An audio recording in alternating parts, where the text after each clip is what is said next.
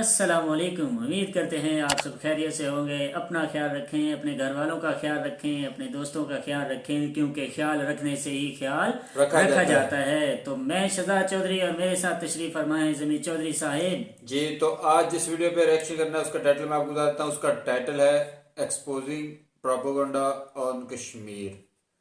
तो ये DD react लोग सर की जो है वीडियो है। वीडियो शुरू करने से पहले हमारे आपसे रिक्वेस्ट है कि अगर आप हमारे चैनल पर नया है तो हमारे चैनल को लाइक करें, शेयर करें, सब्सक्राइब करें और बेल का आइकन दबाना मत भूलिए।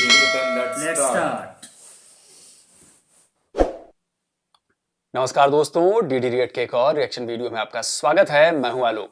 तो सबसे पहले नए साल की आप सबों को बहुत बहुत बधाइयां।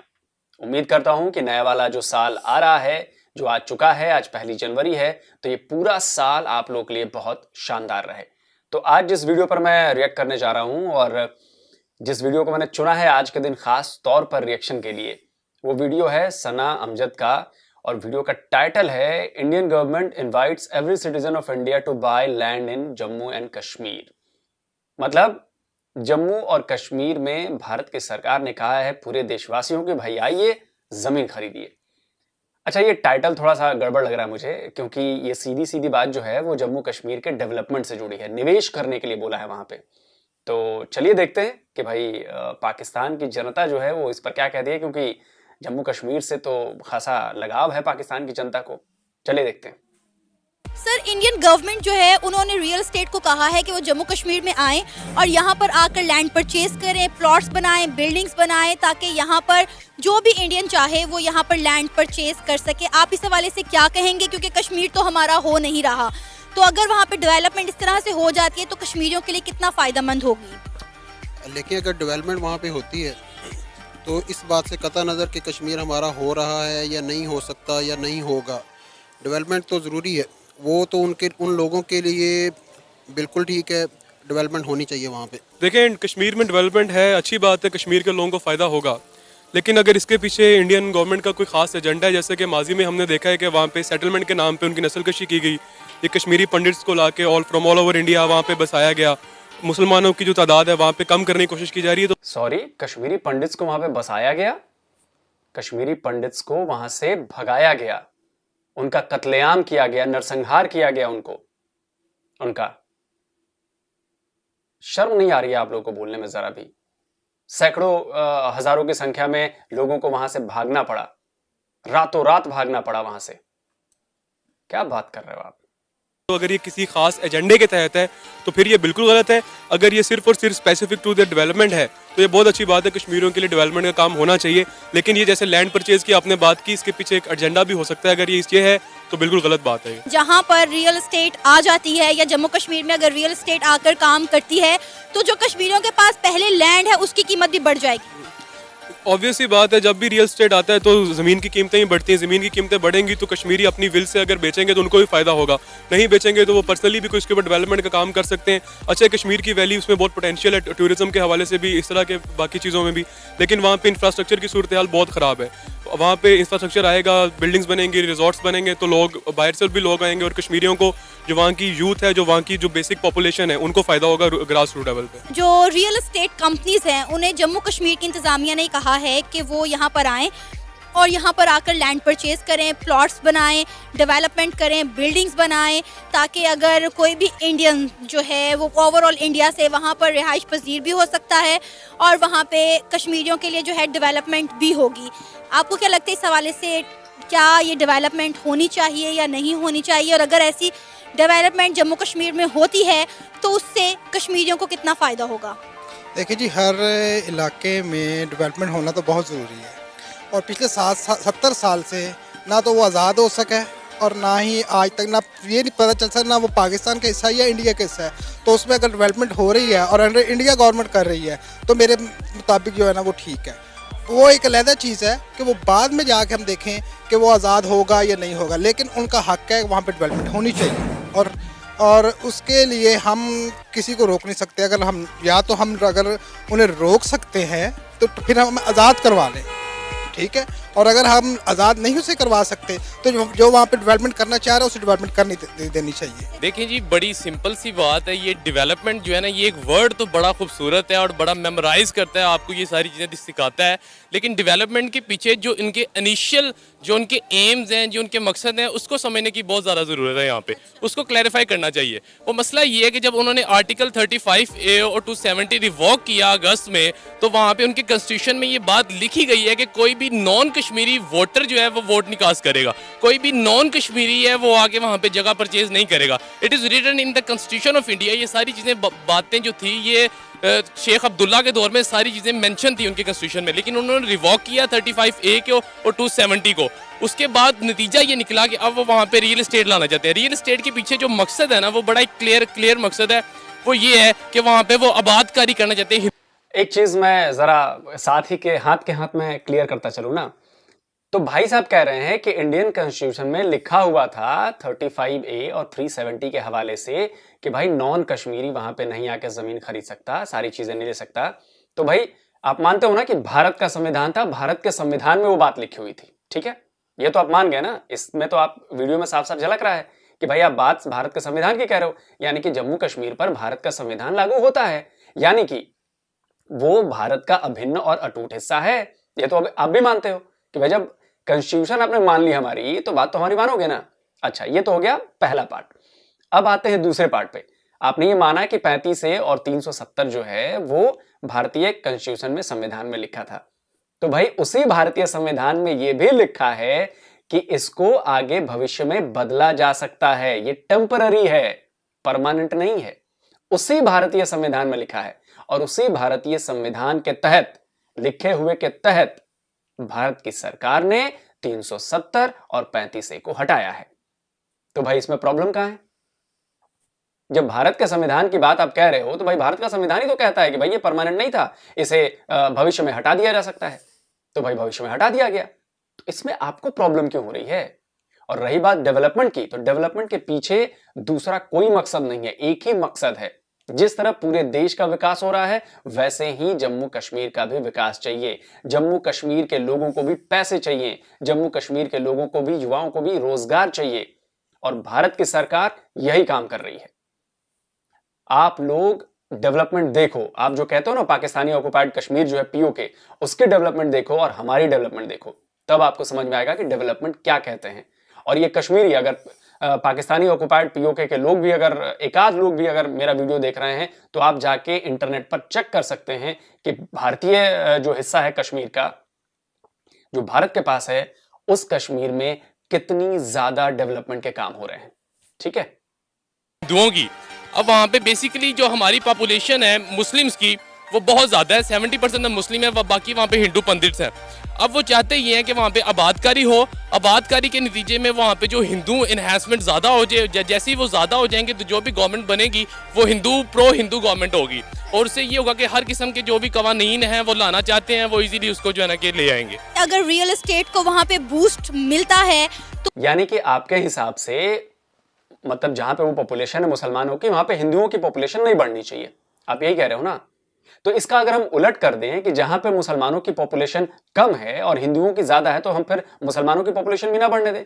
वहां पे मुसलमान अगर बाहर से आके रहते हैं, घर बनाते हैं, तो उनको ऐसा करने से रोक दिया जाए।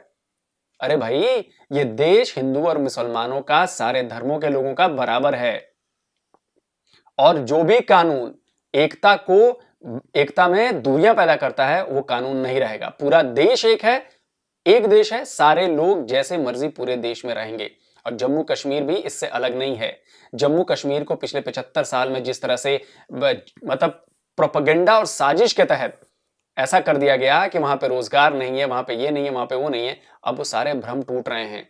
अब वहां पे इलेक्शंस हुए हैं, BDC के इलेक्शन हुए हैं, DDC के इलेक्शन हुए हैं, लगातार इलेक्शंस होते रहते हैं। जैसे ही अभी तो चलिए राष्ट्रपति शासन है, लेकिन गवर्नर रूल है, लेकिन जल्दी ही उसके पूर्ण स्टेट का दर्जा, पूर्ण राज्य का दर्जा उसका बरकरार कर दिया जाएगा। इलेक्शंस होने वाले हैं वहां पे, बहुत जल्द इलेक्शंस होंगे, आप देखते रहिए। तो ये पाकिस्तान स्पॉन्सर्ड आतंकवाद को करारा तमाचा है, और मैं आपको बता रहा हूं, हजारों करोड़ की परियोजनाएं वहां पे चल रही हैं, बहुत सारी परियोजनाएं पूरी हो चुकी हैं, और मैं आपको इसका सबूत भी दूंगा, कश्मीरी ही बताएंगे। ये पूरा वीडियो देख लेने दीजिए, फिर कश्मीरियों की जबानी आपके इस वीडियो का मैं जवाब दिलवाऊंगा। तो वहाँ पे जो अनएम्प्लॉयमेंट है, बेरोजगारी है, वो भी खत्म होने के चांसेस है? जी बिल्कुल ठीक है, ऐसे ही है। अगर रियल एस्टेट को वहाँ पे बूस्ट मिलता है तो वहाँ के लोगों को रोज़गार मिलेगा, जिससे उनकी तरक्की होगी। और ना सिर्फ उससे ये कि रियल एस्टेट डेवलप होगी, बाकी शोबे जात जो हैं उसमें भी तरक्की होगी। ये तो ऑब्वियस सी बात है, जब भी रियल स्टेट सेक्टर जहाँ पे भी जाता है वो रोज़गार के मौके बहुत पैदा करता है। वहाँ पे लोगों को जॉब्स मिलती हैं, जो लोग अनएम्प्लॉयड है, बेरोजगार है, अच्छा है, उनके घरों का खर्चा चलता है। तो ये एक अच्छा इकदाम है, अगर इसको वो लोग अच्छी नीयत से करें। डेफिनेटली एक वहाँ पे बेरोजगारी ख़त्म हो सकती है, क्योंकि वहाँ पे जब गवर्नमेंट जाएगी, वहाँ पे अगर वो फैसिलिटेट करती है लोगों को और वहाँ पे उन्हें अपॉर्चुनिटीज़ देती है और वो अवेल करते हैं, तो इससे बेरोजगारी भी कम हो सकती है। वहाँ पे वो कश्मीरियों के लिए बहुत अच्छा डेवलप स्टेप होगा ये। अगर रियल एस्टेट को जम्मू कश्मीर में बूस्ट मिल जाता है तो वहाँ पे बेरोजगारी भी खत्म हो सकती है। क्या कहेंगे आप इस हवाले से? देखिए जी, आप अपने मुल्क में बेरोजगारी देख लें। अगर तो आपने बेरोजगारी देखनी तो अपने मुल्क में देख लें कि इस गवर्नमेंट के आने के बाद कितनी बेरोजगारी हो चुकी है, ठीक है। और अगर वहाँ पे अगर उन्हें सहूलियात मौके मिल रहे हैं ना उनको काम करने के लिए, तो बिल्कुल उनको देना चाहिए, ठीक है। मेरा तो मौक़िफ़ ये इस बात पे है कि आज़ाद हो या ना हो वो एक अलहदा बात है, लेकिन इसको वहाँ के लोगों के डेवलपमेंट के लिए अगर कोई कुछ करना चाह रहा है तो वो होना चाहिए, और वो जो भी उसके लिए बेहतरी कर सकता है वो होना चाहिए। देखिए एक बात यहाँ पे बड़ी आपको मैं क्लैरिफाई कर दूँ, आप मेरी बड़ी देखिए, कश्मीर एक आज़ाद मुल्क का हिस्सा है, कश्मीरी आज़ाद हैं। वहां पर जो सेना लगाई गई है ना, वो आपकी तरफ से जो घुसपैठ कराई जाती है, जो आतंकवाद फैलाया जाता है, जो स्पॉन्सर्ड आतंकवाद है, उससे निपटने के लिए है। और कश्मीर के लोग तो बेचारे दोनों तरफ से परेशान हो रहे हैं ना भाई। एक तो उनके पास रोजगार की कमी है, अपॉर्चुनिटीज कम है, दूसरी तरफ आपका आतंकवाद है भेजा हुआ, तो वो तो दोनों तरफ से परेशान है। तो अब सरकार जो है वो दोनों तरफ से ये समस्या को सुलझाने का काम कर रही है। एक तरफ से सारे आतंकवादियों का सफाया हो रहा है, ऑपरेशन ऑल आउट में आप लोगों ने देखा ही है। लड़ाई है, लंबी चलती है और नुकसान भी होता है, नुकसान भी उठाना पड़ता है, कोलेटरल डैमेज होता है, लेकिन उसके बावजूद कश्मीरी खुश हैं अब वहां पे। और कश्मीर में जो डेवलपमेंट्स के काम हो रहे हैं वो जबरदस्त तरीके से हो रहे हैं। नए अस्पताल खुल रहे हैं, नए कॉलेजेस खुल रहे हैं, नए इंस्टीट्यूट्स खुल रहे हैं। सरकार की जितनी भी योजनाएं हैं वो सारी योजनाएं अब वहां पे सीधे आम लोगों तक पहुंच रही हैं। तो आप देखते चलिए। अभी मोहतरम है, यहाँ पे बात डेवलपमेंट की नहीं है, या दूसरी बात ये कोई वो चीज़ नहीं है कि खुशनुदी या कश्मीरियों को कुछ मिले। कश्मीरियों को अगर कुछ देना है तो जो self of right of determination है, जो कि अक़वाम मुत्तहिदा में उनकी बात चल रही है कि वहाँ पे रेफरेंडम होगा, आप रेफरेंडम करवा के पाकिस्तान के साथ भी ना इल्हाक करें। जो कश्मीरीज डिमांड करते हैं, जो उनकी फर्स्ट डिमांड है, वो आप उसको फुलफिल करें। डेवलपमेंट कश्मीरियों की असल तो यही है ना कि उनके एक आज़ाद रियासत दी जाए। अगर मुसलमानों को ये कहा जाता कि जनाब आप आज़ाद रियासत का जो बात छोड़ दें, यहाँ ही आपको डेवलपमेंट कर देंगे, या आपको 1/3 रिप्रेजेंटेशन असम्बलीज में दे दी जाएगी, तो कायदे आज़म का तो मकसद ही खत्म हो जाता। तो बेसिकली सबसे बड़ी डेवलपमेंट जो है वो आज़ादी है। अगर आपने आज़ादी हासिल करनी है, डेवलपमेंट की बात बाद में आएगी, पहले आप बंदे को आज़ाद तो करें। अगर आप ओप्रेस्ड बंदे को दबा के वहाँ पे डेवलपमेंट के नाम पे हिंदुआबादकारी लाना चाहते हैं तो आपकी मर्जी है, ये डेवलपमेंट नहीं है, ये सिर्फ एक धोखा है। इंडिया एक डेवलप कंट्री है, तो डेफिनेटली अगर कश्मीर में भी डेवलपमेंट होगी तो वहाँ पे आपको पूरी बात नहीं पता है, और अगर शर्म है ना, बेशर्मी की तरह बात मत करिए। अगर शर्म है आप में तो आप जाइए यूएन के रेजोल्यूशंस पढ़िए पहले, जम्मू कश्मीर पे क्या थे। यूएन का पहला रेजोल्यूशन कहता है कि पाकिस्तान को अपनी सेना पूरी तरह से हटानी पड़ेगी, विड्रॉ करनी पड़ेगी। पहला ही रेजोल्यूशन कहता है। और जब विड्रॉ करेगा तो भारत की सेना कम होगी। समझ रहे हैं आप? भारत की सेना हटेगी नहीं, भारत की सेना कम होगी, और उसके बाद रेफरेंडम होगा। तो पहली रोक जो रेफरेंडम के लिए आपने लगा रखी है ना, वो आपने लगा रखी है। आप पीओके से सारी सेना विड्रॉ कीजिए। अगर यूएन रेजोल्यूशन की आप बात करते हैं ना, तो फिर पूरी तरह से यूएन के रेजोल्यूशन को पढ़िए पहले और फिर आइए। ये इसलिए ऐसा नहीं हो सका क्योंकि आपने अपनी सेना पूरी तरह से, उसमें लिखा है फुल्ली विड्रॉल। कोई भी सेना हो या कबायली हो, जो भी है, सबको वहां से हटना पड़ेगा। तो आप तो हटोगे नहीं। तो अगर आप कश्मीर और कश्मीरियों के हिमायती बनते, अगर हिमायती बन रहे हो, तो पहले जो यूएन रेजोल्यूशन में है वो बात वो पूरी मानते क्यों नहीं हो? यूएन रेजोल्यूशन में साफ साफ लिखा है, तो आप अपनी पूरी सेना हटाइए पहले। जब पूरी सेना वहां से हट जाएगी, आपके एक एक सरकारी आदमी सब हट जाएगा वहां से, सेना, फौज, पुलिस सब हटेगी। भारत की सेना तब कम करेगी अपनी सेना वहां पे, और उसके बाद रेफरेंडम की बात होगी। तो अपनी गलती तो नजर नहीं आती कि सब कुछ रोक आपने रखा है। बात आप कश्मीर और कश्मीरियों के लिए करते हो, लेकिन सबसे बड़ी जो अड़चन हो वो आप हो। तो पहले यूएन रेजोल्यूशन के हिसाब से सबसे पहला कदम आप तो उठाइए, उसके बाद तो बाकी कदम उठेंगे। आप उठाएंगे नहीं और आप चाह रहे हैं कि बाकी कदम उठ जाएं, ऐसा नहीं होता। और कश्मीर के लोग आजाद हैं, वो एक आजाद मुल्क के निवासी हैं, समझ गए आप? एजुकेशन, आईटी, हर सेक्टर पर काम होगा। क्या लगता है कि आने वाला अगर ये मामलात अच्छे तरीके से हो जाते हैं तो कश्मीरियों का फ्यूचर कितना ब्राइट नजर आ रहा है आपको? देखिए, कश्मीरी एक मेहनती कौम है, 70 सालों से अपनी जंग के लिए वो लड़ रहे हैं। जो कौम 70 साल से लड़ सकती है उससे ज़्यादा साबित कदम कौम कोई और नहीं हो सकती। तो अगर तालीम आएगी वो तालीम भी हासिल करेंगे। अभी वो हथियार उठाकर लड़ रहे हैं, कल वो कलम उठाकर लड़ेंगे। तो दोनों सूरतों में ये हमारे लिए भी अच्छी बात है, उनके लिए भी अच्छी बात है।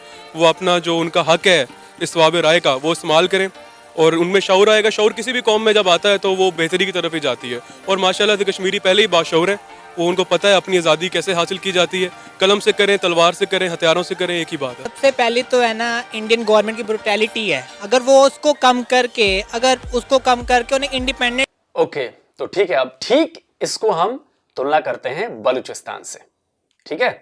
आप यहाँ पे कह रहे हो ना कि कश्मीर के लोग बंदूक से करें, तलवार से करें, कलम से करें, लड़ाई करें, जारी रखें आज़ादी, ठीक है?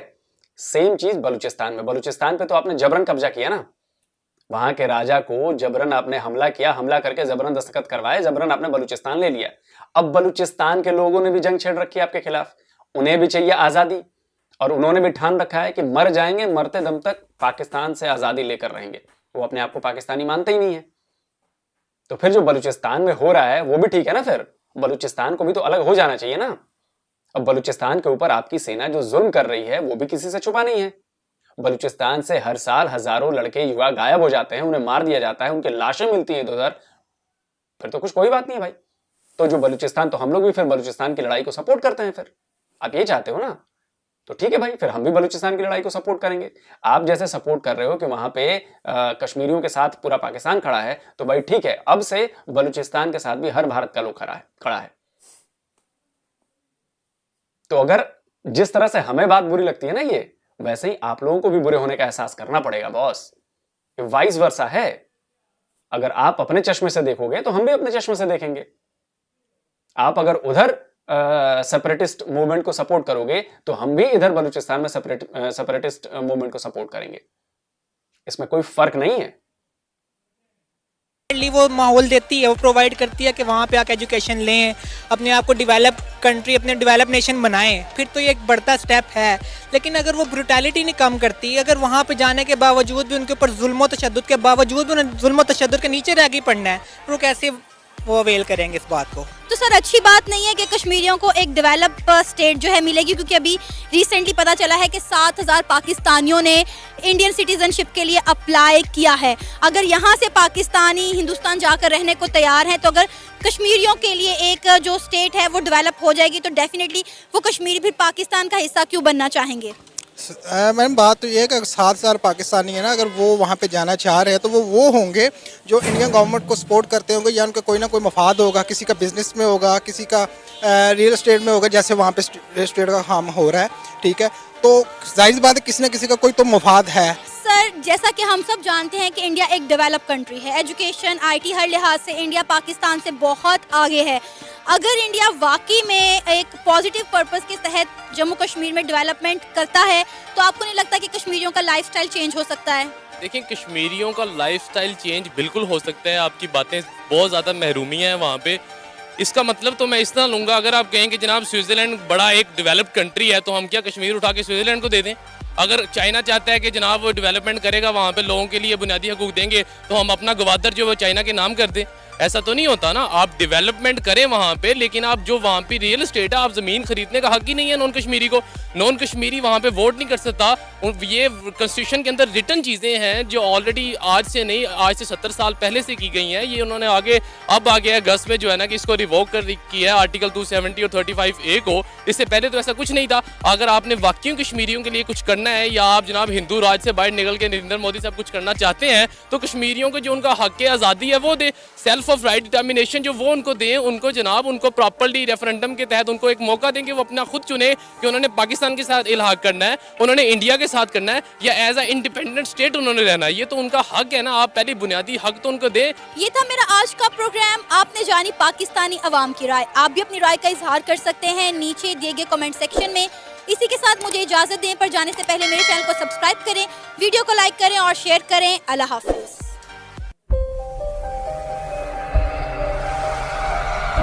तो दोस्तों वीडियो हो गया है ख़त्म। और ये जो भाई साहब थे ना कोट पैंट टाई लगा के, ये बिल्कुल वही भाषा बोल रहे थे जो सेना बोलती है, ठीक है। अब चूंकि ये बौखलाहट पता है क्यों हो रही है, क्योंकि ये लोग देख रहे हैं कि कश्मीर किस तरह से डेवलप हो रहा है।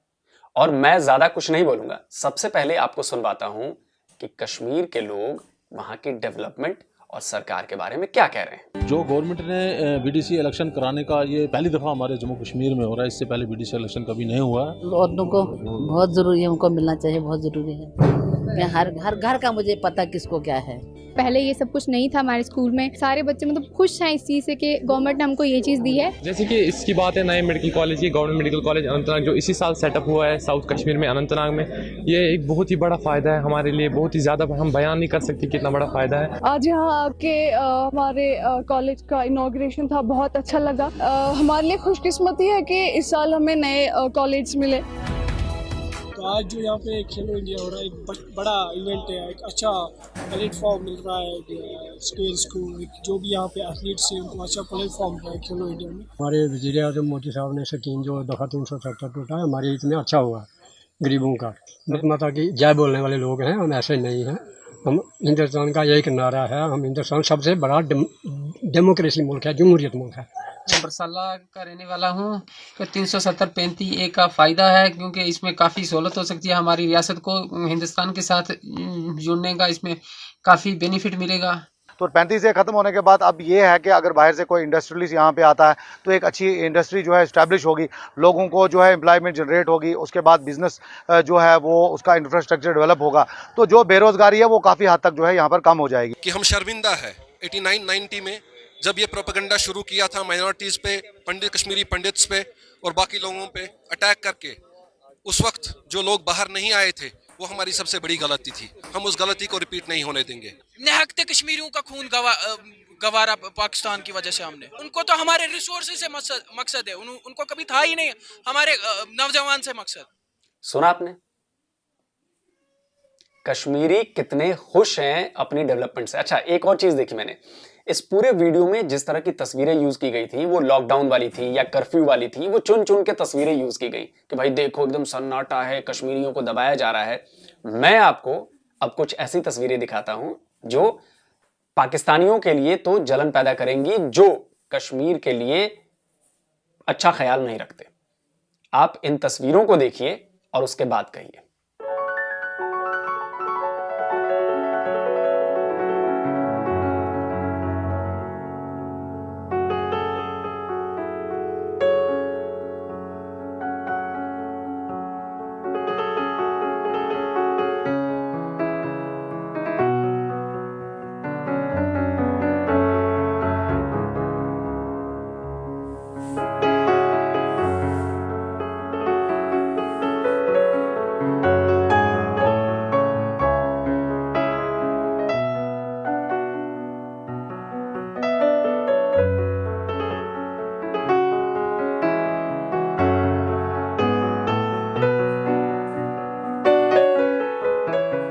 तो देखिए ये है नया कश्मीर, बदलता कश्मीर, विकसित होता कश्मीर।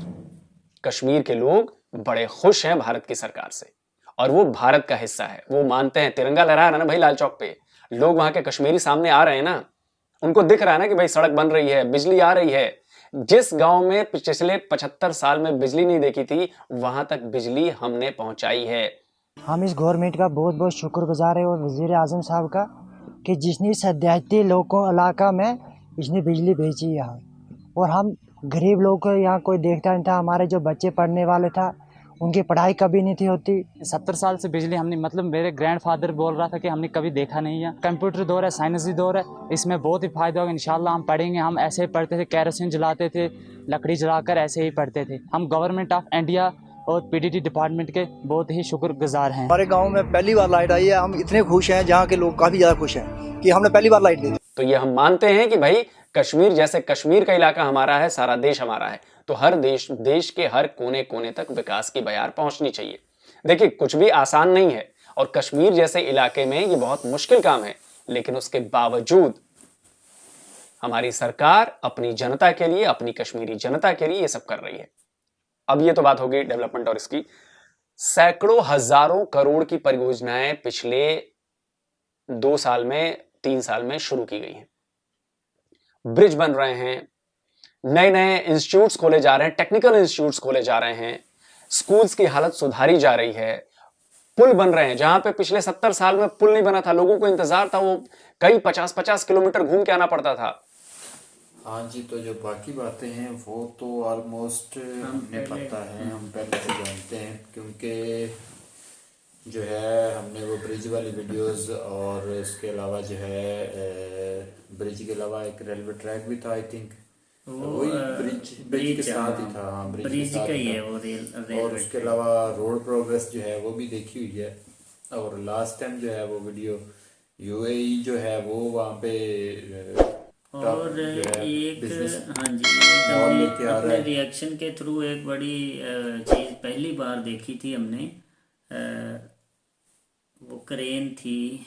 हाँ बिल्कुल बिल्कुल, इलेक्ट्रिसिटी बचाने के लिए जो क्रेन यूज की गई, हेली क्रेन, तो वो भी एक मतलब टफ टास्क था। ऐसे ही बिजली जो है, जाहिर सी बात है अगर थोड़ा थोड़ा भी करते तो 70 सालों में कर ही लेते, लेकिन इतना मुश्किल काम था तो इसलिए जो है उसको देरी हुई, और देरी होते होते जो है वो इतना टाइम लग गया। उसके अलावा जो है अभी मैं यहाँ पे यही कहना चाहूँगा कि भैया हम पाकिस्तानी आज तक तो यही समझते थे कि कश्मीर का जो भी हालात है या जुल्म है उस पर तो जो खुल्लम खुला कमेंट है वो यही है कि वीडियो वगैरह आती थी इस तरह की कि मार मरिया हो रहा था और इस तरह के छोटे छोटे बच्चे और शोर शराबा हल्ला गुल्ला। अब पूरा कंप्लीट तो क्लिप होता नहीं था कि वल्लाह आलम क्या हुआ है, किसने मारा है या किसने किया है या वगैरह वगैरह।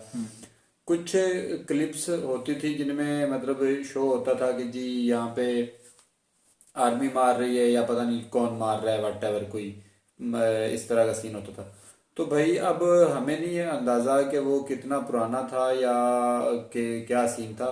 उसके लिए भी मैं यही कहूँगा कि हर जगह पे जो है सर ने जो बात की बलूचिस्तान की, तो भाई इस तरह की जो जमातें हैं वो हर जगह पे मौजूद होती हैं कोई ना कोई। अब देखें मैं यहाँ पे ये समझता हूँ कि अगर कह लो कि एक बंदा जो वज़ीर आज़म होता है ना, वो पूरी आवाम को अगर उसकी राय में 100% मतलब आबादी है, 100 बंदे हैं तो 100 बंदों को खुश नहीं रख सकता। वज़ीर आज़म को छोड़ें, आप अपने घर को ले लें भाई। आप अगर एक घर में 7, 8, 10 लोग रहते हैं तो आप अपने घर में सब लोगों को सेटिस्फाइड नहीं कर सकते।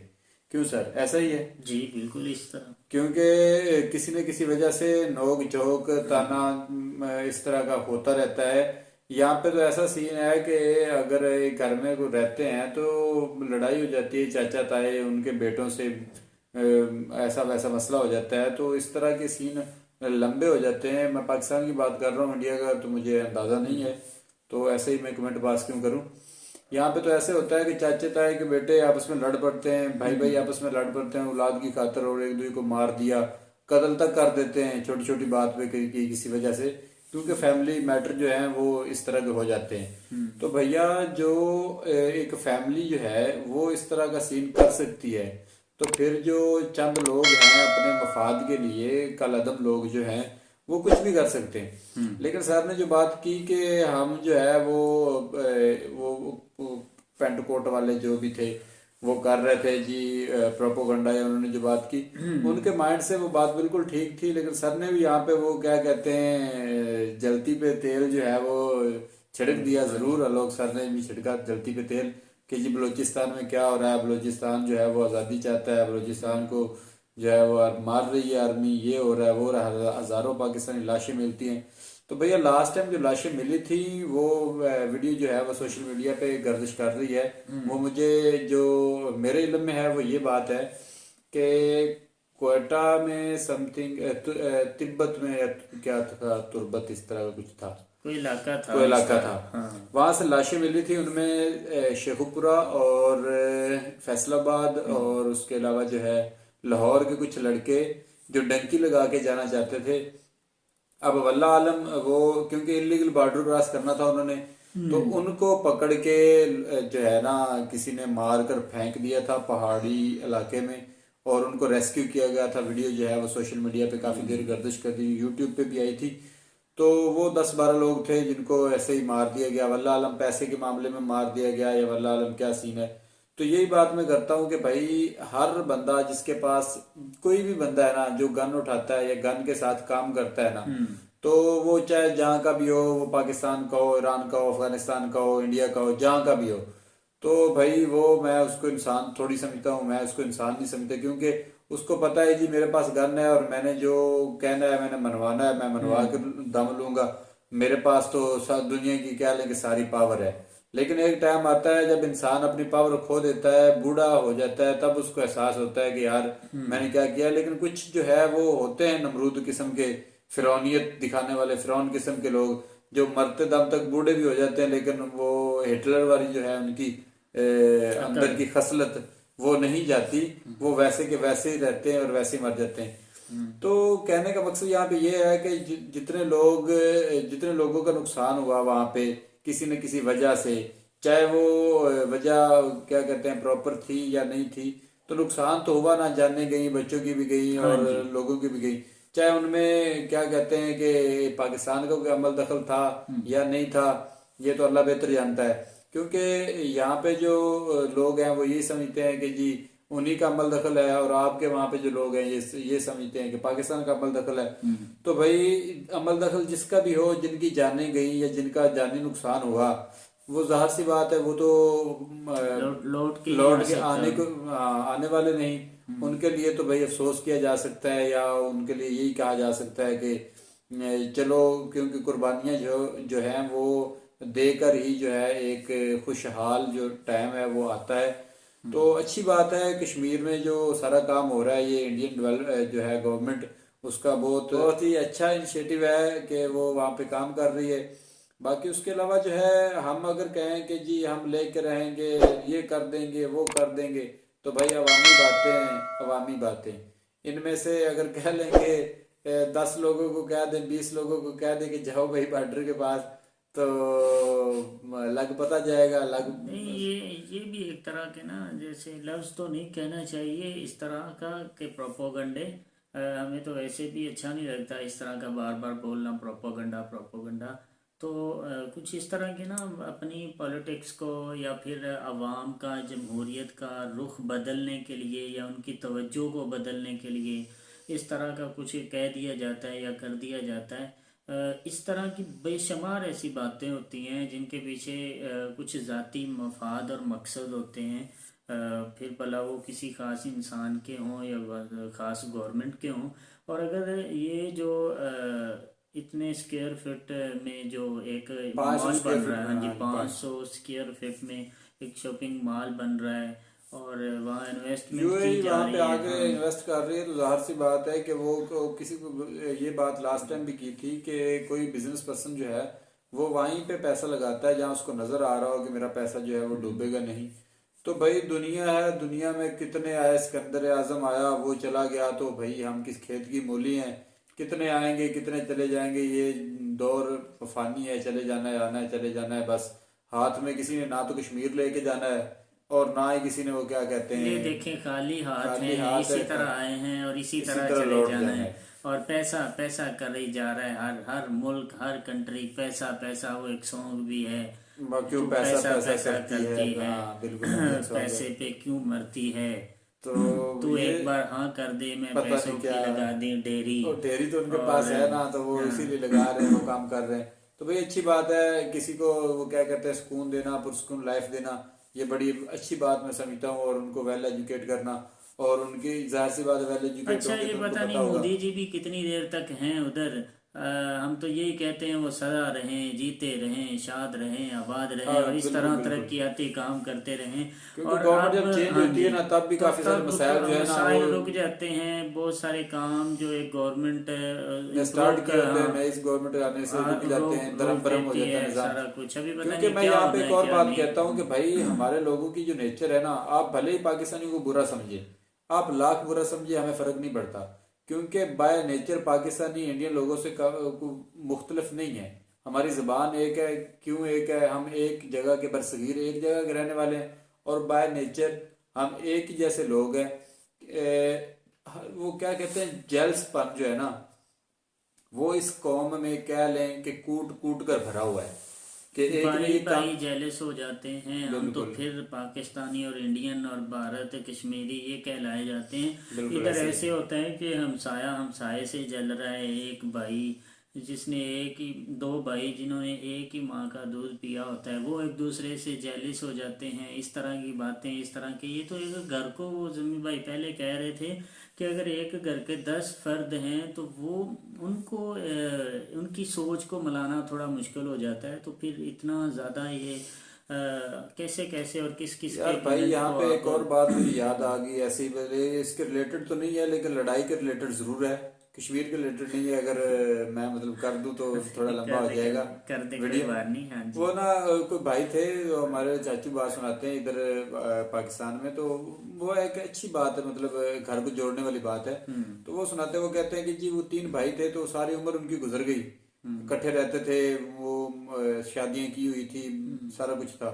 सबसे छोटा था, थोड़ा पढ़ा लिखा था, उसने भी कहा जी मैंने शादी करनी है तो मैं जो है शादी अपनी मर्जी से करूंगा वगैरह वगैरह। शादी होगी तीसरे की, तीसरी आई, उसने 2 कुछ जो ऑलरेडी बीवियां थी, वो जहाँ पे काम नहीं करने जाते तो इकट्ठे रहते, पीछे में वो लड़ती फिरती, जब वो वापस आते तो एक दूसरे को शिकायत लगाती। वो दोनों क्या करते, अपनी अपनी को पकड़ के अच्छी तरह से फैंटी लगा के रख देते, भी तुम होती कौन और लड़ने वाली आपस में, हम भाई भाई हमारा प्यार है तो तुम इस तरह की जो बात है ये मत करो। वो जब उन्होंने देखा कि ये भाई भाई तो आपस में जो है वो एक दूसरे की जो है बात सुनने को, बुराई सुनने को तैयार नहीं है, तो हम ही चुप कर जाती हैं, हम ही बहने बहने बन के रहती है। वो तीसरी आई, उसने कहा अच्छा ये सीन है तो इनका तो कुछ करना चाहिए। उसने क्या सीन किया, मतलब मैं ये बात इसलिए कर रहा हूँ कि लड़वाना हो ना लड़वाना हो, किसी के बाद दिल में जो है खुन्नस पैदा करनी हो तो ऐसे 1 सेकंड लगता है, कोई बड़ी बात नहीं है। तो जैसे ही दिल में को पड़ गई बात, शक शुबहात जो है वो पैदा हो गए, तो आप वो क्या कहते हैं, ना तो आप वो ईमान के रहे, ना दीन के रहे, और किसी तरह के ना रहे, आप सिर्फ शक में रहेंगे कि अच्छा इसने ये किया है तो पता नहीं किया होगा। वो उसने देखा कि अच्छा भाइयों को बड़ा प्यार है, उसने अपनी जो है दोनों जेठानियां बोलते हैं, देवर की बीवी को दिरानी बोलते हैं, उनसे बात की कि अच्छा ये इस तरह का सीन है। उसने कहा अच्छा मैं करती हूँ कुछ, ये तो मैंने तो अलग होना है, मैं तो तुम्हारे साथ नहीं रह सकती। उन्होंने कहा अलग होने का नाम भी ना ले, ऐसा तुम्हें फैंटी लगाएंगे, ये करेंगे वो करेंगे। खैर जी स्कीम लगाई ना, स्कीम ये लगाई कि ना वो एक दिन ऐसे ही तीनों भाई काम करने गए हुए थे बाहर मुरब्बे, तो वो गई पीछे जाके ना, उसने थोड़ी दूर ना अपने जो हस्बैंड है उसको आवाज दी, जरा मेरी जरा बात सुनो। तो दूसरे भाई ने कहा कि भाभी इधर आ जाओ, तुम हमारे पास बात कर लो जो भी बात करनी है। उसने नहीं मुझे काम है थोड़ा, मैं जरा साइड पे लेके जाके बात करती हूँ। अच्छा जी ठीक है। वो चला गया, लेके गई थोड़ा दूर, वहां पे खड़ी रही, और खड़ी रह के उसने कोई बात नहीं की, बस ऐसे ही मुंह हिलाती रही और ना वापस। उसने कहा ठीक है बस मैं ना ऐसे ही मिलने आई थी, अब चले जाओ वापस। भाइयों के पास आया तो भाइयों ने पूछा कि हाँ कैसे, कौन सी ऐसी बात थी हमारे भाइयों के दरमियान, आज तक तो हमारी बीवियों ने तो ऐसी नहीं की, जो तुम्हारी बीवी तुम्हें वो नुक्कर पे ले गई है। उसने कहा कि नहीं भाई कोई ऐसी बात नहीं थी, बात थी भी नहीं, वो कोई बात होती तो वो बताता ना कि ये बात थी। अच्छा जी ये बात ठीक हो गया। एक दिन दूसरा दिन अब उसने कहा कि अब वो जो औरत थी उसने उनकी औरतों को बताया कि ऐसे ऐसे ना मैंने अपने बंदे को उंगली भी लगा ली है, वो तो मेरी सारी सुनता है। अब वो रोज जाती कुछ ना कहती, बस ना उनको साइड पे बुलाती, बुला के थोड़ी बात हाल चाल पूछती और वापस आ जाती। एक दिन उसके भाइयों ने ऐसे ही वो जब कान भरने शुरू हुए तो उन्होंने जिद पकड़ ली कि अब आज बता, आज पूछ के छोड़ेंगे कि वो क्या कह के जाती है, रोज आती है क्या कह के जाती है। अब वो कसमें और वो कह कि मुझे कुछ नहीं कह के जाती। वो इसी बात पे करते करते वो कहते हैं कि 2 मंथ भी ना गुजरे और आपस में एक दूसरे के वो उन्होंने गल में फाड़ दी कि ये तो तुम्हारे कान भरती है, तुम्हें आके पता नहीं क्या कहती है। तो बाद में वो बात खुली कि भाई मैं तो कुछ नहीं कहती थी, मैं तो सिर्फ तुम्हारे भाइयों का वो सब्र जो आप कहते हो कि हमारा बड़ा सलूक है, बड़ा प्यार है, मैं तो वो आजमा रही थी कि क्या कौन सा सलूक है, कौन सा एतबार है। जब एक ही जगह पे लोग इकट्ठे हों, घर में एक ही तरह की बातें हों, तो तब मसला मसाइल नहीं बनता। जब एक को कहीं नुक्कड़ पे ले जाके कुछ कान में भर दिया जाए, दूसरे को कहीं और, तो फिर भैया घर के भी अफराद जो है वो घर के नहीं रहते।